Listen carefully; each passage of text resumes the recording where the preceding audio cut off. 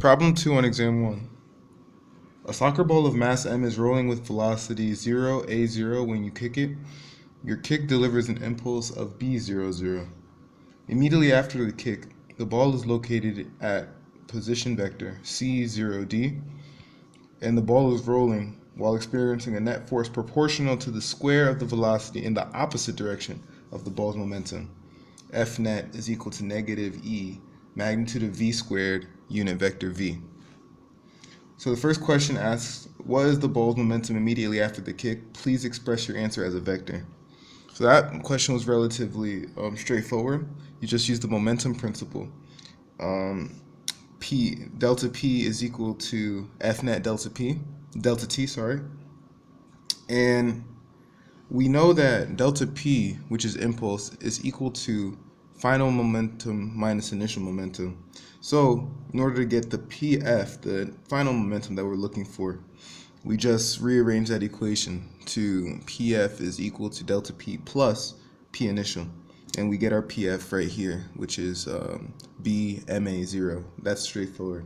But the real issue comes in with part B, where they're saying in using single time steps delta T, undefined as delta T, calculate the new position and velocity of the ball. Please express your answer as a vector. So the two things that we don't know that we're trying to look for are the final position as well as the final velocity. So how did we go about this?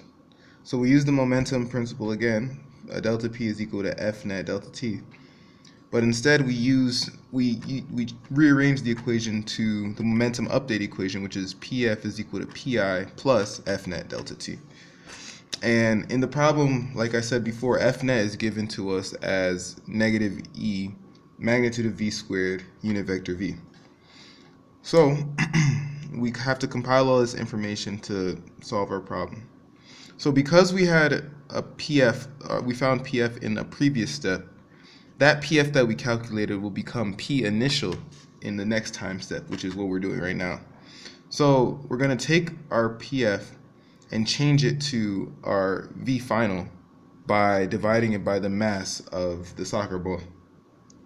So we get this vector as a result, and we take the magnitude of this vector, this V vector, and get this value, B, a square root of B over M squared plus A squared. Now we're going to use that at a later point to plug into this F net equation, because now we just calculated magnitude of V, and we're going to use the magnitude of V as well as the vector V to make the unit vector, which is here. But before we do that, we can just work with the variables here. Since we know that V hat is equal to the vector V over its magnitude, and we already have the magnitude squared here, we can use the variables to see that one of the magnitudes of V's cancel out here, and F net is actually equal to negative E magnitude of V times vector V.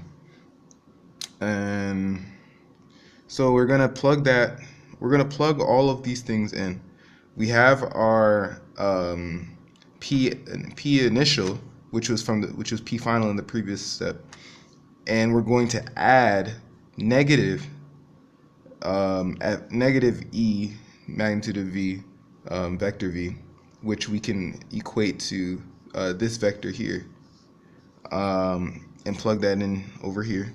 So plus negative E and this term, so it becomes a minus sign here. So this is essentially our momentum update equation from here, times delta T, which has been already distributed. So after a bunch of arithmetic, be very careful with the way you factor out certain values to make it easier for yourself. Be very, very diligent and careful. But at the end, you should find that PF is equal to this entire term here, this vector. It has to be a vector at the end. And in order to get the final velocity, which is what we're looking for, we take that final momentum that we calculated and divide it by the mass of the soccer ball again to get this vector. Now now that we have VF, we know that the ball is moving with a non-constant force is acting on the ball.